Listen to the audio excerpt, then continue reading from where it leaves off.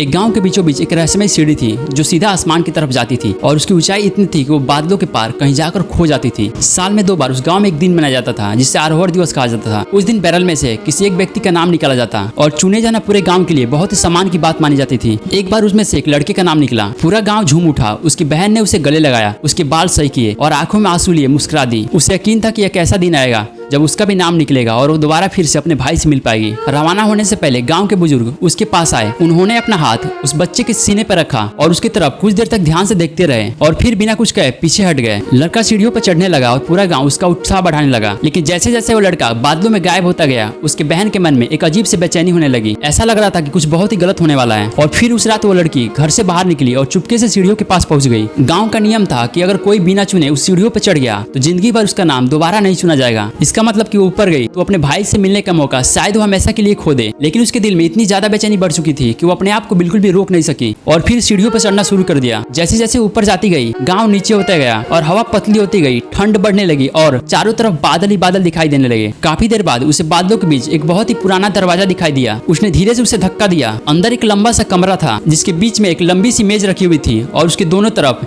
बहुत ही अजीब 2 जीव बैठे हुए थे। अचानक से उनमें से एक ने अपना हाथ उठाया और मेज पर रखी बड़ा सा ट्रे का ढक्कन खोला। उसके बाद जो लड़की ने देखा, उसे देखने के बाद उसका खून जम गया। ट्रे के अंदर उसका भाई पड़ा था। उसके हाथ पैर बंधे हुए थे और उसके मुंह में एक सेब जबरदस्ती ठूसा हुआ था और ऐसा लग रहा था कि जैसे कि उसे दावत के लिए तैयार किया गया हो। लेकिन सबसे डरावनी बात थी कि उसकी आंखें झपक रही थी और वो अभी भी जिंदा था। लड़की घबरा कर मुड़ी और अपने गांव की तरफ भागने की कोशिश की ताकि वो वहां से मदद ला सके। लेकिन तभी तेज हवा का झोंका आया और उसके पीछे मौजूद दरवाजा जोरदार धमाके के साथ बंद हो गया। मतलब साफ था, वह सीढ़ी स्वर्ग की नहीं बल्कि मौत की सीढ़ी थी और अब ये दोनों उसका शिकार बनने वाले थे।